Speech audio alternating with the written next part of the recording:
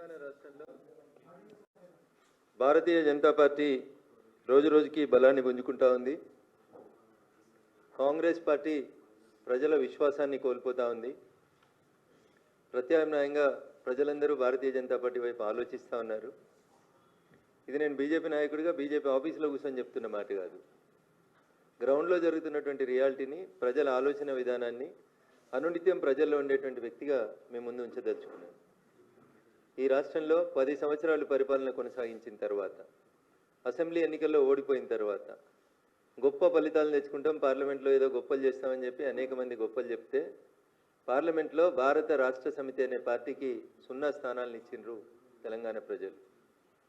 అప్పుడే జనం అర్థం చేసుకున్నారు, టీఆర్ఎస్ పార్టీ అనేది చెల్లని రూపాయిగా మారింది. టీఆర్ఎస్ని బీఆర్ఎస్గా మార్చిన రోజే ప్రజలు టీఆర్ఎస్కి బీఆర్ఎస్కి రెండింటికి కలిపి వీఆర్ఎస్ ఇచ్చినారు. మీరు ఫామ్ హౌస్కు పరిమితమైతే బాగుంటుందని చెప్పి చెప్పినారని చెప్పి చెప్పేసి వాళ్ళని పంపించినారు. తర్వాత ఏదో కొత్త కథలు వెళ్తా ఉన్నారు. బీజేపీ బీఆర్ఎస్ బీజేపీలో కలుస్తామన్నారు, విలీనం చేసుకుంటామన్నారు. అట్లా అప్పుడప్పుడు జనాలలో ఉండేందుకు టీఆర్ఎస్ పార్టీ లేదా బీఆర్ఎస్ పార్టీ ప్రయత్నాలు చేస్తూ వచ్చింది. ఈ మధ్యకాలం లోపల 2 ఎన్నికలు, ఎమ్మెల్సీకి సంబంధించి 3 ఎన్నికలు జరిగినాయి. 2 ఎన్నికలు టీఆర్ఎస్ పార్టీకి బాగా పట్టున్నది. బావా, బామ్మర్ది, చెల్లె, నాయన అందరూ ఎమ్మెల్యేలు ఎంపీలు ఉన్నటువంటి నియోజకవర్గాలు అయినటువంటి కరీంనగర్, నిజామాబాదు, మెదక్ జిల్లాలకు సంబంధించి ఒక గ్రాడ్యుయేట్స్ ఎమ్మెల్సీ, ఒక టీచర్స్ ఎమ్మెల్సీ, 2 ఎమ్మెల్సీ ఎన్నికలు జరిగినాయి. టీఆర్ఎస్ పార్టీ కనీసం అభ్యర్థులు కరువైనరా లేదా వాళ్ళు ఎందుకు ఆలోచించారో ఏం ఆలోచించారో తెలియదు. కనీసం పోటీ చేసే పరిస్థితులలో టీఆర్ఎస్ లేనటువంటి పరిస్థితి. ఇది గ్రౌండ్ రియాలిటీ. మేము గెలిచినాం కాబట్టి మేము ఏదో అహంకారంతో మాట్లాడతలేం. మేము ప్రజలకు సేవ చేస్తూ ఉన్నాం, ప్రజలకు దగ్గర అవుతా ఉన్నాం. మా పార్టీ పూర్వస్వరూపం జనసంఘ పుట్టిందే అంత్యోదయ లక్ష్యంగా పుట్టింది. ఆ అంత్యోదయ లక్ష్యంగానే పనిచేస్తున్నాం. Eradication of poverty, eradication of poor, గరీబుల సేవ చేసేందుకే భారతీయ జనతా పార్టీ పనిచేస్తుంది. పేదలు, రైతులు, మహిళలు వీళ్ళ కోసం అనుక్షణం తప్పించేటువంటి పార్టీ భారతీయ జనతా పార్టీ. ఎవరు అడగకున్నా రైతన్నల కష్టాన్ని దృష్టిలో ఉంచుకొని 3 రోజుల క్రితం జరిగినటువంటి భారత కేబినెట్ గౌరవ ప్రధానమంత్రి నరేంద్ర మోడీ గారి నాయకత్వంలో మళ్ళీ రైతన్నలకు అన్నింటికి కూడా మినిమం సపోర్ట్ ప్రైస్ విషయం లోపల భారత కేబినెట్ ఒక నిర్ణయం తీసుకొని సుమారు 2.5 లక్షల కోట్లు భారత ప్రభుత్వం మీద భారం పడుతుందని తెలిసి కూడా ఎంఎస్పీని పెంచుతూ రైతన్నల్ని ఆదుకోవాలనేటువంటి ఆలోచన కలిగిన పార్టీ భారతీయ జనతా పార్టీ, నరేంద్ర మోడీ గారి నాయకత్వం.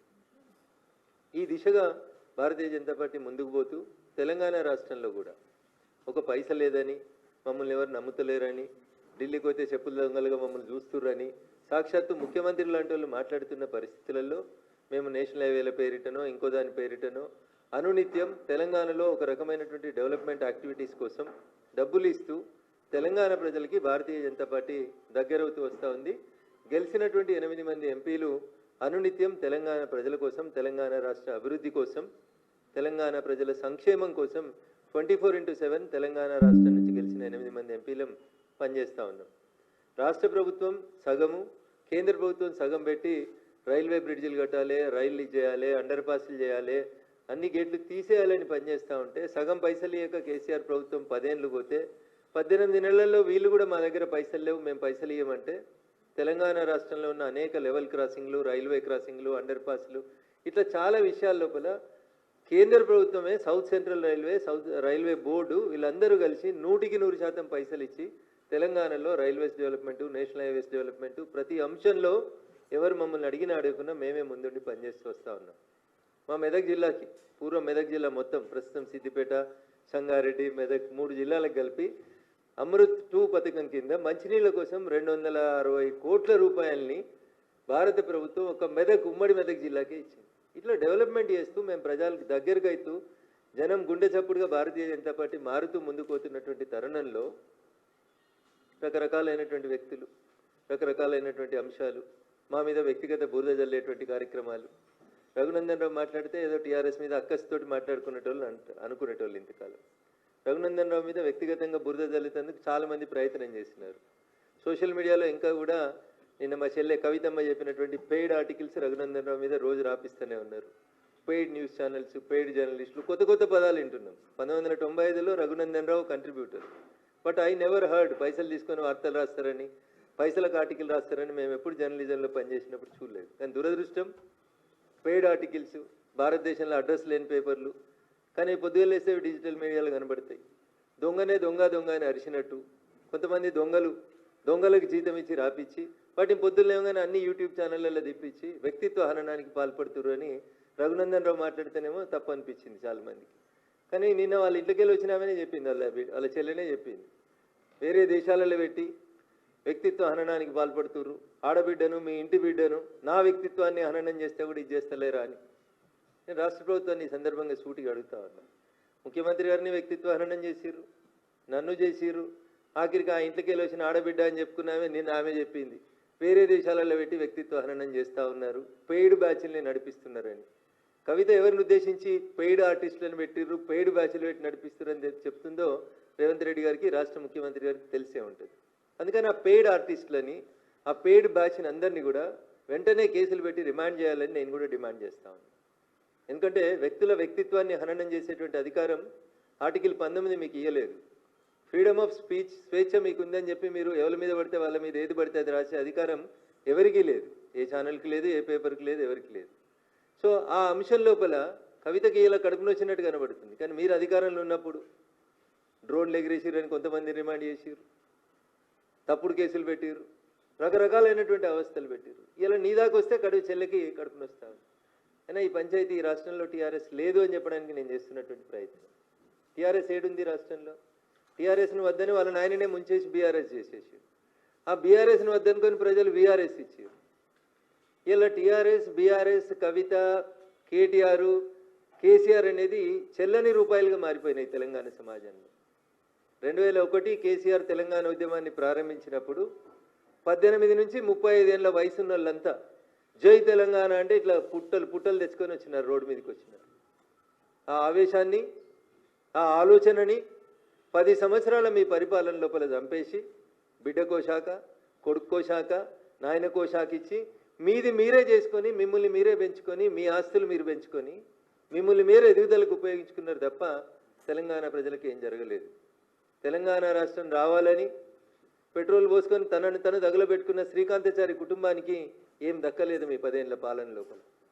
అమరుడైన శ్రీకాంతాచారి మొదటి అమరుని దగ్గర నుంచి, శ్రీకాంతాచారి దగ్గర నుంచి మొదలుకుంటే 120 కిలోమీటర్ల స్పీడ్ తోటి వచ్చేటువంటి రైళ్లను ముద్దాడినటువంటి పాలమూరు బిడ్డలకు కూడా రూపాయి దక్కలేదు. గల్లీలలో వెలువడి తినొత్తలేదు. ఢిల్లీలో ఉన్న యూపీఏ ప్రభుత్వానికి కానీ ఢిల్లీకి పోయి చచ్చిపోయిన మా రంగారెడ్డి జిల్లా యాదిరెడ్డి గారి కుటుంబానికి కూడా ఏం దక్కలేదు. 1200 మంది కుటుంబాలు అమరులైతే అన్నకో శాఖ, చెల్లెకో శాఖ, నాయనకో శాఖ, ఆస్తులు పంచుకునే శాఖలు పెట్టుకున్నారు తప్ప మీ ఆస్తులు పెంచుకున్నారు 10 ఏళ్ల తెలంగాణ రాష్ట్ర సమితి పాలనలో తప్ప తెలంగాణ సమాజానికి ఏం దక్కలేదు. అందుకనే మిమ్మల్ని వద్దనుకుంది సమాజం, మీ కుటుంబాన్ని దూరం పెట్టాలనుకుంది సమాజం. టీఆర్ఎస్ ఎలియాస్ బీఆర్ఎస్కి వీఆర్ఎస్ ఇచ్చి పంపించేసారు. దాన్ని మళ్ళా చచ్చిపోయినటువంటి పాముని తిరిగి బతికించడం ఎట్లా? ఇగో దీనికి బ్రాండింగ్ పంచాయతీ. అన్నోదికు బ్రాండింగ్ చేసుకుంటున్నాడు. 30 మెడికల్ కాలేజీలు పెడితే మాకు పేరు రాలేదు కానీ 30 యూట్యూబ్ ఛానళ్ళకి జీతం ఇచ్చి బాగా గొప్పగా బ్రాండింగ్ చేసుకుందాం అనేటువంటి బ్రాండింగ్లో ఉన్నాడు కేటీఆర్. దానికి ఆయనకు తెలుసు ఈరోజు కాకపోతే రేపైనా వీళ్ళందరినీ ఈడ అధికారంలో ఉన్న ప్రభుత్వమో ఆడ అధికారంలో ఉన్న ప్రభుత్వమో పక్కా లెక్కలన్నీ తీసుకొస్తుంది, జైల్లో పెడుతుంది. శ్రీకృష్ణ జన్మస్థానానికి తప్పుడు కథనాలు రాస్తున్న వాళ్ళని పంపిస్తాం అనేది వాళ్ళకి తెలుసు. పెయిడ్ ఆర్టిస్టులకు కూడా తెలుసు. అందుకని ఏం చేస్తున్నారు వాళ్ళంతా? విదేశాలలో పెట్టుకొని ఐపీ నెంబర్లు లేకుండా పేపర్లు, ఛానల్ని రకరకాలైనటువంటి ప్రయోగాలు చేస్తూ ఉన్నారు. ఎలుక కలుగులో దాక్కొని ఏదో అనుకుంటుందంట, నేను బయటికి రానంతసేపు నన్ను ఎవడేం చేస్తాడని. పొగెట్లా పెట్టాలి, ఎలుకను బయటికి ఎట్లా తీసుకురావాలి, బయటకు వచ్చిన ఎలుకను బోన్లు ఎట్లా పెట్టాలనేది తెలియనంత అమాయకంగా ఈ దేశంలో భారతీయ జనతా పార్టీ లేదు, ఈ దేశాన్ని పాలిస్తలేదు భారతీయ జనతా పార్టీ. మేము ఎదుగుతున్నాం, పేదలకు సేవ చేసి ఎదుగుతున్నాం. మేము ఎదుగుతున్నాం, రైతులకు దగ్గరై ఎదుగుతూ ఉన్నాం. మేము ఎదుగుతూ ఉన్నాం, ఈ దేశంలో ఇన్ఫ్రాస్ట్రక్చర్ డెవలప్మెంట్ చేస్తూ ఎదుగుతూ ఉన్నాం. నరేంద్ర మోడీ గారి నాయకత్వం ప్రపంచానికి మార్గదర్శనం చేసేంత గొప్ప స్థాయికి ఎదిగింది. ఇప్పుడు వచ్చి వాళ్ళెవరో వాళ్ళ కోసం వాళ్ళని వాళ్ళు బ్రాండింగ్ చేసుకోవడం కోసం చెల్లని రూపాయి అయిపోయింది. చెల్లని రూపాయిని బ్రాండింగ్ చేసుకుంటుంది. అంతే. కవితను ఎవరు అడుగుతున్నారు? కవిత 2019 ఎంపీ ఎన్నికలలో ఓడిపోయింది. ఓడిపోయిన తర్వాత కవితకి ఏమున్నది? 5 ఏళ్ళు అధికారంలో ఉన్నప్పుడు మీరు ఏం చేసినారని చూసే నిజామాబాద్ ప్రజలు మిమ్మల్ని ఓడగొట్టిండ్రు. ఇంకా కవితకి ఏమున్నది అక్కడ? ఏం లేదు. కష్టపడేదో నాన్న ప్రేమనో కొట్లాడనో ఏడ్స్తోటో ఎమ్మెల్సీ తెచ్చుకున్నారు. ఇవాళ చెల్లకుండా పోయినటువంటి కవిత గారు జనబాహల్యం లోపల పోటీ చేస్తే ప్రజలు ఆదరిస్తలేరని చెప్పి వచ్చి సెల్ఫ్ బ్రాండింగ్ పంచాయతీ తప్పితే ఏముంది ఇందులో? ఏం గొప్పగా చేసిందని కవిత? బతుకమ్మ ఆడినా తెలంగాణ భావవ్యాప్తి చేసిన చెల్లె నువ్వు ఉట్టే కంటే ముందు నుంచి ఉంది కదా బతుకమ్మ. నిజాం సర్కరోడు మా ఆడబిడ్డల్ని చీరలు ఇప్పించి బతుకమ్మ ఆడిరనే పంచాయతీ తెలంగాణ ఉద్యమ చరిత్రలో ఉంది కదా. చెల్లె బతుకమ్మ ఆడితే బతుకమ్మ, బతుకమ్మ ఆడకపోతే బతుకమ్మ కాదనేది ఎవరు చెప్పారు? So there is no brand for Kavitha, no brand for KTR, nothing is there for TRS. ఏం లేదు టీఆర్ఎస్కి, ఏమి లేదు కాబట్టి ఏదో ఉన్నట్టు చూపించుకోవాలి. చూపించుకోవడం కోసం చెల్లని దుడ్డుని ఏదో చేసిరని చెప్తారు ఊర్లలో. పక్కా తెలంగాణ భాషలు చెప్పాలంటే, కేసీఆర్ గారి భాషలు చెప్పాలంటే అది చెల్లని దుడ్డు, చెల్లని రూపాయి. చెల్లని రూపాయికి బ్రాండింగ్ చేసుకునేటువంటి ప్రయత్నము, దానికి మీడియా లోపల స్పేస్ మేమే ఉండాలి. అయితే మా అన్న ఉండాలి మీడియాలో, లేకపోతే నేను ఉండాలి, మా పార్టీ ఉండాలి, ఇతరులు ఎవరు ఉండొద్దు, ఇతరుల గురించి చర్చ జరగవద్దు. ఈ చెల్లని రూపాయల పంచాయతీలను తీసుకొని వచ్చి దానికి ఏదో గొప్పగా చేసుకుంటూ వస్తారు. ఏం చేసింది కవిత? నేను స్ట్రైట్గా అడుగుతున్నా.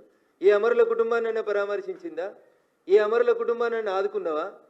అరే మా జిల్లాలో నాలుకల్ మండలం లోపల ఒక సోదరుడు చచ్చిపోయాడు, ఇక్కడే ఉస్మానియా యూనివర్సిటీ క్యాంపస్లో చచ్చిపోయినాడు. పిహెచ్ఎల్ గేట్ ముంగడ ఒక సోదరుడు చచ్చిపోయాడు ఉద్యోగాలు కావాలని. మీ 10 ఏళ్లలో బిహెచ్ఎల్లో లోకలకు ఉద్యోగాలు ఇప్పించిరా? నాలుకల్లో చచ్చిపోయినటువంటి కుటుంబాన్ని ఎన్నడన్నా పరామర్శించిరా?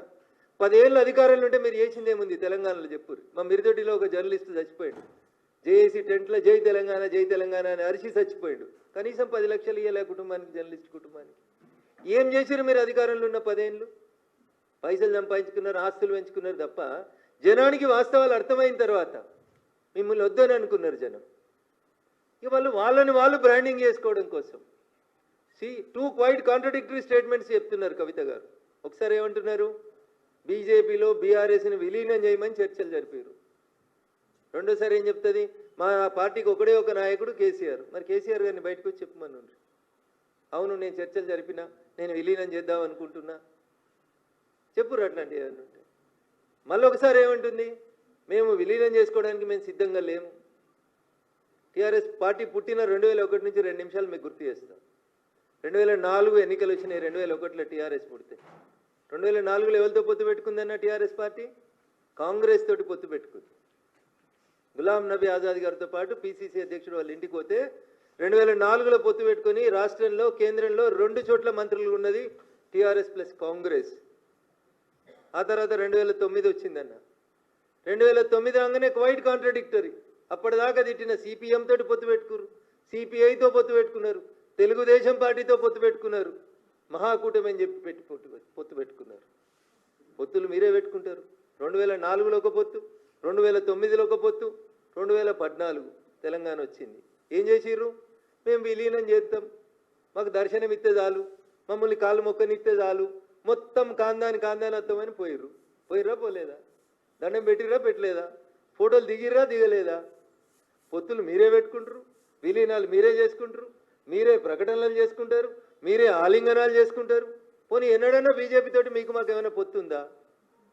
ఇవాళ ఈ రాష్ట్రంలో భారతీయ జనతా పార్టీ ఒంటరిగా ఎదుగుతున్న బీజేపీని ఇచ్చేసేందుకు చెత్త పంచాయతీలు, చెత్త స్టోరీలు తప్ప ఏముందన్న అందులో? ఎవరు అడిగారు నేను విలీనానికి? ఎవరు అడిగారు నేను పొత్తు పెట్టుకోమని? నీతో పొత్తు పెట్టుకోవాల్సిన అవసరం మాకేముంది? 2014 నుంచి 2018 మీ నాయన పరిపాలన తర్వాత 19 ఎన్నికలలోనే మేము 4 ఎంపీలు గెలిచిన వాళ్ళం. 2019 ఎన్నికలలోనే 4 ఎంపీలు గెలిచినాం. 24కి వచ్చేసరికి 4ని 8 చేసుకున్న వాళ్ళం మేము. సో భారతీయ జనతా పార్టీ సొంతంగా ఈ రాష్ట్రంలో తన కాళ్ళ మీద తాను నిలబడుతున్నప్పుడు మమ్మల్ని ప్రత్యక్ష యుద్ధంలో గెలవడం చేతగానోళ్ళు, అశ్వత్థామ అథో నరో కుంజరో అన్నట్టు సాటుకుండి అందరు కలిసి ఆలింగనాలు చేసుకొని ఎవరికి పైసలు ఇస్తున్నారు, ఎవరెవరితోటి రాపిస్తున్నారు, ఎవరెవరు ఎందుకు రాస్తున్నారు, ఇవందరి ఉద్దేశం భారతీయ జనతా పార్టీ తెలంగాణలో ఎదుగుదలను ఆపాలి. ఇది అయ్యేది కాదు, అది పోయేది కాదు. మేము చాలా స్పష్టంగా ప్రజల మనసులు గెలుచుకొని ఓట్లకు పోతున్నాం తప్ప మేము పైసల పంచాయతీ చేస్తలేము. మీ దగ్గర మస్తు పైసలు ఉన్నాయి, మస్తు పైసలు ఇచ్చిర్రు. 2023 డిసెంబర్ ఎన్నికల ఫలితాలని తారుమారు చేసుకునేందుకు ప్రయత్నం చేసిర్రు, జనాలని మభ్య పెడదామని చూసిర్రు. పైసలు గెలిపి ఎప్పుడు కూడా ప్రజలకు సేవ చేసేటోళ్ళు గెలుస్తారు తప్ప పైసలు ఇచ్చేటోళ్ళు కాదు. అందుకని ఈ పొత్తుల పంచాయతీలు, విలీనాల పంచాయతీలు, భారతీయ జనతా పార్టీతో బీఆర్ఎస్ పొత్తు విలీనం ఇట్లాంటి చర్చ ఏ రోజు జరిగిందని నేను అనుకుంటలేను. మా హైకమాండ్ తోటి కూడా ఎవరు జరిగింది చేసిందని కూడా పార్టీ పెద్దల దృష్టిలో అయితే ఎక్కడ లేదు. అయినా నేను ఒకటి అడుగుతాను, ఊకే చిట్ చాట్ ఏందన్నా? ధైర్యం ఉన్నది కదా నీకు, డైరెక్ట్ ప్రెస్ మీట్ పెట్టు. చిట్ చాట్ ఏంది? అంటే మీడియా మిత్రులు ఏదో గోల్మాల్ చేస్తుందిక తెల్లారి పేపర్లో ఒక వార్త వచ్చి అందరు దాని మీద విరుచుకపడితే లేలే నేను అనలేదు, మీడియా తప్పుగా రాసింది, మీడియాకి తప్పుగా అర్థమైందని చెప్పుకోవడం. ధైర్యం ఉంటే ప్రెస్ మీట్ పెట్టుర్రి, పెట్టి చెప్పు మా అన్న నా మీద పెయిడ్ ఆర్టికల్స్ రాపిస్తుండు, ఇగో పలానా టీవీ ఛానళ్ళు పేపర్లు నా మీద తప్పుడు వార్తలు దుబాయ్కి వెళ్ళి రాసినాయి, వాటి మీద కేసు పెట్టుర్రి. చిట్చాట్ ఎందుకన్నా? ఏంది చిట్చాట్ అంటే? తప్పించుకుందానికి మార్గమా? ఆ పేపర్ వాళ్ళు తప్పు రాసిరు, ఆ పేపర్ వాళ్ళకి నా భాష అర్థం కాలేదని చెప్పుకోవడానిక? Put on paper. నాయనకే ఉత్తరం రాయగలిగిన దమ్ము ధైర్యం ఉన్న వాళ్ళం మనం, మస్తు వందల ఉత్తరాలు రాసిన వాళ్ళం మనం. ప్రెస్ వాళ్ళకు కూడా ఒక ఉత్తరం రాస్తే అయిపోతుంది కదా పాపం, వాళ్ళని ఎందుకు గోసపెట్టు? నేను అనలే, నేనన్నా, నువ్వు అనలే, నేనన్నా, ఇవన్నీ ఏం పంచాయతీలు? Why chit chat? అంటే తెలుగు మీడియా వాళ్ళకి అంత అమాయకం కనబడుతుర్రా ఏంది మీకు?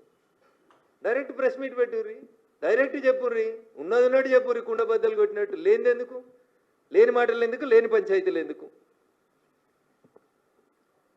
కాబట్టి కవిత గారికి నేను చెప్పదలుచుకుంది ఏంటంటే, మీరు మీ కుటుంబ పంచాయతీ, మీ ఆస్తుల పంచాయతీ, మీ పార్టీల పంచాయతీ, మీ వారసత్వ పంచాయతీ, మీ అన్నతోటి మీకు పంచాయతీ, మీ సీట్ల కోసం పంచాయతీ, నీకేమన్నా శాసన మండలిలో ఫ్లోర్ లీడర్ పంచాయతీ, ఇట్లాంటివి ఏమన్నా ఉంటే మీరు తెలుసుకోండి. శాసన మండలిలో ఫ్లోర్ లీడర్ తిరగకపోతే కొట్లాడుకో మీ నాయనతో తలపెట్టుకొని. దానికి చిట్చాట్ల పేరిట మా పార్టీని, భారతీయ జనతా పార్టీని అనవసరమైనటువంటి వివాదంలోకి లాగొద్దని సోదరి కవిత గారికి నేను ఈ సందర్భంగా చాలా స్పష్టంగా చెప్పదలుచుకున్నాను.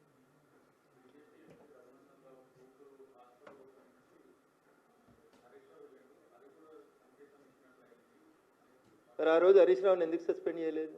నాట్ ఓన్లీ హరీష్ రావు, తలసాని శ్రీనివాస్ యాదవ్ గారు వచ్చారు, మాగంటి గోపీనాథ్ గారు వచ్చిండ్రు, ఆ ఏరియాలో ఉన్నటువంటి చాలామంది వచ్చారు. ఆయన ఆరోగ్య శాఖ మంత్రిగా ఒక దవాఖానా ఓపెనింగ్కి వచ్చిండు. మీకున్న ఇబ్బంది ఏంది? ఒకవేళ హరీష్ రావు గారు బీజేపీ కోవర్ట్ అని మీకు అనిపిస్తే తెల్లారే ఎందుకు తీసేయలేదు క్యాబినెట్లోకి వెళ్ళి? ఒక బీసీ బిడ్డ ఈటల రాజేందర్ గారిని రాత్రి తీసేసిండు కదా మీ నాయన. మరి హరీష్ రావు అనేటైనా బీజేపీ కోవర్ట్ అనేది మా చెల్లి అభిప్రాయం అయితే, రఘునందన్ రావు కూతురు హాస్పిటల్ ఓపెన్ చేయడమే కవితమ్మ కడుపు నొప్పి అయితే, తెల్లారే ఉద్యోగులకి వెళ్ళి తీసేయనుంటి హరీష్ రావుని. ఆ రోజైతే మీ నాయన నీ మాట విన్నాడు కదా. అందుకని నేనేమంటున్నా, ఈ చిట్లు చాట్లు ఎందుకన్నా, ఇవి నేమి డైరెక్ట్గా నేమ్ పెట్టి చెప్పు. ధైర్యం లేకపోవడం, నేను మాట్లాడుతున్నా కదా, పేరు పెట్టి మాట్లాడుతున్నా, నేను ఊరు పెట్టి మాట్లాడుతున్నా, నేను అధికారికంగా ఆఫీస్ పెట్టు, లేకపోతే బషీర్బాగ్లో ప్రెస్ క్లబ్లో తీసుకో, ప్రెస్ క్లబ్ తీసుకొని చెప్పు. అందరికీ నీ అంత గొప్ప ఇంగ్లీష్ రాకపోతే తెలుగులో మంచిగా రాసి ఈ ప్రెస్ నోట్ రాస్తారు, నువ్వేమితే కదే రాస్తారు. వై దిస్ చిట్ చాట్ అంటున్నా. సో వ్యక్తుల వ్యక్తిత్వ హననం కోసం టీఆర్ఎస్ పార్టీ చేసినటువంటి ప్రయత్నాలన్నీ అయిపోయినాయి. టీఆర్ఎస్ని ప్రజలు నమ్ముతలేరు అనేది అర్థమైంది. వాళ్ళ ప్లీనరీ ఈడనే ఇదిగా లేకపోతే పోయి అమెరికాలో ప్లీనరీలు చేస్తున్నారు. ఎందుకు అమెరికాలో చోట్లేస్తారా నాకు తెలియదు, నేను వాళ్ళంతా చదువుకోలేదు. ఏంది సిల్వర్ జూబ్లీ ఏంది? ఈ దేశం కోసం పోయి ఏమన్నా అమెరికాలో చెప్తున్నారు వాళ్ళు? వచ్చిన తెలంగాణ ఎట్లా దోసుకున్నామో చెప్తారా, లేకపోతే దోసుకున్న డబ్బుల్ని అమెరికాలో యూట్యూబ్ ఛానళ్ళలో ఎట్లా పెట్టి రఘునందన్ రావుని ఎట్లా తిట్టాలి, లేకపోతే ఎవరెవరిని పెయిడ్ ఆర్టిస్టులు ఎట్లా హైర్ చేసుకోవాలి, అమెరికా చట్టాల ప్రకారం దొరకకుండా ఎట్లా తెలుగులో వార్తలు రాయాలనే చేసుకోవడానికి పోతుర్రా? For what you are doing? నేను అడుగుతున్నా సూటిగా చెప్పుంది. నేను అడిగితే ప్రతిపక్ష నాయకునిగా చెప్పరేమో. మరి నువ్వు చెప్పు, నాకు అర్థమైన కాడికి మీ అన్ననే తిట్టినావని నేను అనుకుంటున్నా. మీ అన్నని చెప్పమని మరి అమెరికాలో. ఇంకా రాష్ట్ర ప్రభుత్వానికి కూడా నా 2 డిమాండ్లు. ప్రతిపక్ష నాయకులు చెప్పినరో మరి మీరు సపోర్ట్ చేస్తే మాట్లాడుతుర్రో కవిత గారు నాకు తెలియదు, కానీ ఆ కవితమ్మనే చెప్తుంది ఇప్పుడు ఏమని, పెయిడ్ ఆర్టిస్టులతోటి వ్యక్తిత్వ హననం చేస్తుర్రని. ఈ పెయిడ్ ఆర్టిస్టులు ఎవరో గుర్తించడానికి గౌరవ ముఖ్యమంత్రి రేవంత్ రెడ్డి గారికి ఉన్నటువంటి ఇబ్బంది ఏముంది? పెయిడ్ ఆర్టిస్టులను జైల్లో పెట్టడానికి ఉన్నటువంటి ఇబ్బంది ఏముంది? పేమెంట్ ఏ ఖాతాకి అవుతుంది, ఎవరికి అవుతుంది, ఎవరా దొంగలు, వాళ్ళ దగ్గర పైసలు ఎక్కడి? మీకు చేత కాకపోతే మాకు ఈ లిస్టు ఇన్కమ్ ట్యాక్స్ అనేది వదిలిస్తాం మేము. గట్లా దొంగ లెక్కలు ఎక్కడి, దొంగ పేమెంట్లు ఎక్కడి, దొంగ పంచాయతీలు ఎక్కడి? అంతా ట్రాన్స్పరెంట్గా ఉండాలని కోరుకుంటున్నాం కదా. అందుకని వాళ్ళ పార్టీ గురించి వాళ్ళు మాట్లాడినంతసేపు మేము ఎవరి గురించి మాట్లాడాం, మేము ఎవరి వ్యక్తుల్ని తక్కువ చేసి మాట్లాడాం. కానీ భారతీయ జనతా పార్టీని తక్కువ చేసి, భారతీయ జనతా పార్టీని బదనాం చేసి, మా క్యాడర్లో కన్ఫ్యూజన్ క్రియేట్ చేయాలనేటువంటి ప్రయత్నం చేస్తూ ఉన్నప్పుడు మేము చాలా స్పష్టంగా చెప్పదలుచుకున్నాం. 2013లో మీరు చేసిన విలీనం ప్రయత్నాలు, 2014లో మీరు చేసిన ప్రయత్నాలు, ఇవన్నీ కూడా ప్రపంచమంతా తెలుసు. భారతీయ జనతా పార్టీ బీఆర్ఎస్ కలిసి పనిచేసిన అనేది ఈ రోజు దాకా వాళ్ళు పుట్టిన 25 ఏళ్లలో ఎన్నడూ జరగలేదు. నాకున్నటువంటి అంచనా, నాకున్నటువంటి అవగాహన మేరకు భవిష్యత్తులో కూడా అట్లాంటి స్కోప్ లేదని నేను అనుకుంటా ఉన్నా. కాబట్టి లేని దాని గురించి మా క్యాడర్ని, మా కార్యకర్తల్ని కన్ఫ్యూజ్ చేసి మీరు ఏది పడితే అది తిరిగి పేపర్లలో మాకు జాగ రావాలి. పేపర్లో మీకెందుకు జాగ వస్తుంది? జనం గుండెలోనే మీకు జాగలేదు కదా. జనమే వద్దనుకున్నారు కదా మీరు. జనం గెలిపేయాలనుకుంటే మిమ్మల్ని గెలిపిద్దరు కదా ఎంపీగా.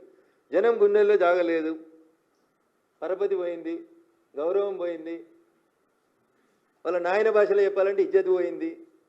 ఇన్ని పోయినాయి కాబట్టి వాటిని తెచ్చుకునేందుకు మళ్ళీ జాగ కోసం కొట్లాడ తప్పితే ఇదేముందన్న. కాబట్టి మీరు మీ కుటుంబ పంచాయతీ ఏమైనా ఉంటే తలపెట్టుకొని ఫామ్ హౌస్లో తెలుసుకోర్రి, మాకు అభ్యంతరం లేదు. మా పార్టీ పేరు తీయనంతసేపు, మా గురించి మాట్లాడనంతసేపు మేము ఎవరిని ఏమను. భారతీయ జనతా పార్టీని విమర్శించినా, మా నాయకత్వాన్ని విమర్శించినా, మా పార్టీ క్యాడర్లో కన్ఫ్యూజన్ క్రియేట్ చేయాలని ప్రయత్నించినా 100% చాలా స్పష్టంగా భారతీయ జనతా పార్టీ నాయకత్వం తెలంగాణ రాష్ట్రంలో స్పష్టంగా ఉంది, కలిసి ఉన్నది, కలిసి కొట్లాడతాం, అధికారంలోకి రావడానికి కొట్లాడతాం, భవిష్యత్తు మాదనే మా కార్యకర్తలు నమ్ముతున్నారు, ఆ దిశగానే మా అందరు అడుగులు ఉంటాయని చెప్పి ఈ సందర్భంగా చాలా స్పష్టంగా చెప్తూ, పేపర్ల కోసం, పబ్లిసిటీ కోసం, దాంట్లో జాగ కోసం ఇట్లాంటి మాటల్ని, ఇట్లాంటి బురదల్ని ఎవరి మీద జల్లొద్దని మరొకసారి తెలియజేస్తూ సెలవు తీసుకుంటాను.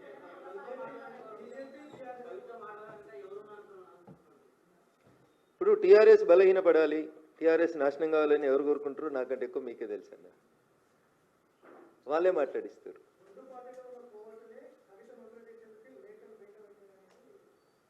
ఇప్పుడు మీ నాన్నకు నువ్వు లెటర్ రాసినావు, తండ్రి కూతుళ్ళ సంబంధం అది, తండ్రి కూతుళ్ళ పంచాయతీ. గతంలో రాసిన లెటర్లు బయటికి రాలేదు. ఇప్పుడు మీ నాన్నగారి పక్కన ఎవరుంటున్నారో నాకంటే ఎక్కువ నీకే తెలుసు. పోయి మీ నాన్నకి చెప్పు, ఇక పలానోడు లీక్ చేసినాడు, వాని పేరు పలానా, వాని బయటికి పంపించని చెప్పు. కోర్టు ఏందని, ఇదేమన్నా నక్సల్ సామ్రాజ్యమా? కోర్టు లేదు. వినడానికి సొంపుగా ఉంటాయని, మాట్లాడితే ఎతి ప్రాసలకు కలిసి వస్తాయని ఇట్లా మాట్లాడితే ఎట్లా? మీ ఇంట్లో కోర్టులు ఉన్నారా? మీ నాన్న పక్కన కోర్టులు ఉన్నారా? ఏం చెప్పదలుచుకున్నావు? మీ నాన్న పక్కన కోర్టులు ఉంటే ఏం చేస్తున్నావు మరి? బిడ్డగా మీ నాన్నని కాపాడుకోవాలి కదా. ఆ కోర్టుల పేర్లు ఏందో మీ నాన్నకి చెప్పి బయటికి పంపించాలి కదా.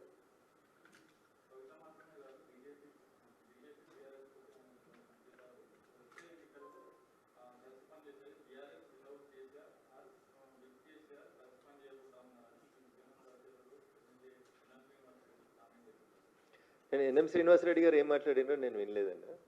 తెలంగాణ సమాజం, తెలంగాణ ప్రజలు 2001లో 18 నుంచి 35 ఏళ్ళ దాకా ఉన్న వాళ్ళు ఎట్లయితే టీఆర్ఎస్ వెనకాల పోలరైజ్ అయినరో, ఇవాళ నరేంద్ర మోడీ గారి నాయకత్వం గ్రామానికి బాకిందన్న. ప్రతి పల్లెటూరులో 18 నుంచి 35 ఏళ్ళ దాకా ఉన్నటువంటి ప్రతి యూత్ నరేంద్ర మోడీ గారి నాయకత్వాన్ని, భారతీయ జనతా పార్టీ నాయకత్వాన్ని ఇష్టపడుతున్నారు, మా వెనకాల పోలరైజ్ అవుతున్నారు. కాబట్టి టీఆర్ఎస్ వెనకాల ఖాళీ కుర్చీలు కనబడుతున్నాయనే బాధతో, ఆవేదనతో దీన్ని కన్ఫ్యూజన్ చేసి ఊర్లలో ఉన్నటువంటి ప్రజల్ని మభ్యపెట్టేందుకు కవితమ్మ చేస్తున్నటువంటి ప్రయత్నం.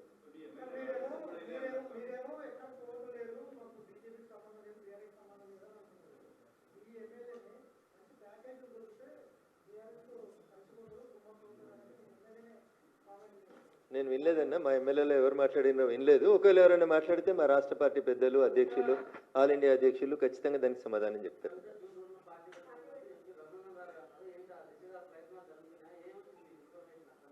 కవిత కొత్త పార్టీ పెడుతుంది అనేది నాకున్న సమాచారం. నేను ఆ రోజు కూడా మీలాంటి మీడియా మిత్రులు అడిగితే చెప్పింది ఏంటంటే, ఆమె నో పాయింట్ ఆఫ్ రిటర్న్ దాకా వెళ్ళిపోయింది, ఇంకా అతికేది లేదు ఆ సంసారం, కాబట్టి విడిపోతుంది, విడిపోయిన తర్వాత పార్టీ పెడుతుంది.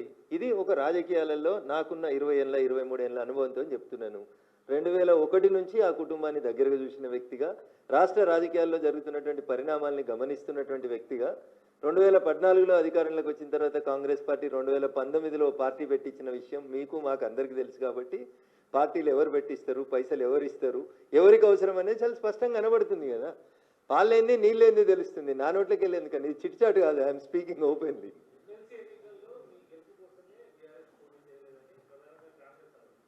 అన్న, ఊర్లలో ఒక మోటు సామెత ఉంటుంది, ఆడలేక మధ్యలో ఓడిందని. నీకు క్యాండిడేట్లు లేక, నీకు పెట్టే దమ్ము లేక, పోటీ చేసే ధైర్యం లేక ఇట్లే మాట్లాడుతుంటారు అన్న. ఎంపీ ఎలక్షన్లలో కూడా పొత్తులు పెట్టుకున్నారు, పరోక్షంగా సహకరించారు. ఇవన్నీ తప్పుడు మాటలు అన్న. ప్రజలని అమాయకులుగా భావించి ఓటేసేటువంటి ప్రజల్ని తక్కువ చేసేటువంటి మాటలు ఎవరు మాట్లాడొద్దన్న. అది చాలా తప్పు, దురదృష్టకరం. అది అన్నిట్లలో పోటీ చేసిరు వాళ్ళు, ఎంపీ ఎలక్షన్లలో అన్నిట్లలో పోటీ చేసారు. నా మీదనైతే 100 కోట్లు పెట్టిరు, మీకు తెలుసు. ఇక కాంప్రమైజ్ అయిన పాలిటిక్స్ ఏడు ఉన్నాయి అక్కడ? ఏడ కాంప్రమైజ్ అయ్యారు, ఏ సీట్ కాంప్రమైజ్ అయ్యారు చెప్పారు? కాబట్టి ఇవన్నీ అబద్ధాలు, తప్పుడు మాటలు. ప్రజలు ప్రజాస్వామ్యబద్ధంగా డాక్టర్ బిఆర్ అంబేద్కర్ గారు రాసిన రాజ్యాంగం ఇచ్చిన పరిమితులకు లోబడి ఓట్లేస్తేనే భారతీయ జనతా పార్టీ ఎంపీలైనా, కాంగ్రెస్ ఎంపీలైనా, ఇంకొకరైనా గెలుస్తారు. కాబట్టి ఒక పార్టీ ఇంకో పార్టీకి అమ్ముడు పోయింది ఇట్లాంటి మాటలు దయించి ప్రజాస్వామ్యంలో సరైనవి కాదనేది నా భావన.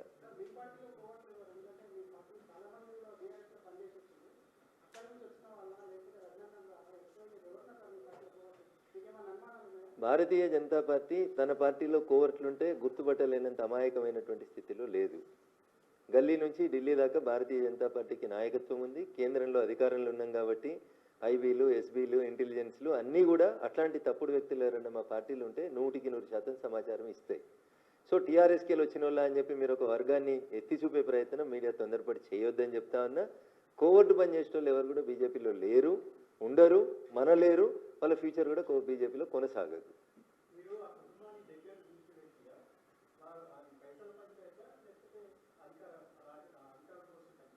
వారసత్వ పంచాయతీ, పైసల పంచాయతీ, రేపు మళ్ళీ ఎప్పుడైనా భవిష్యత్తులో వస్తే అన్నీ అన్నకేనా నాకేం లేవా అనేది పంచాయతీ.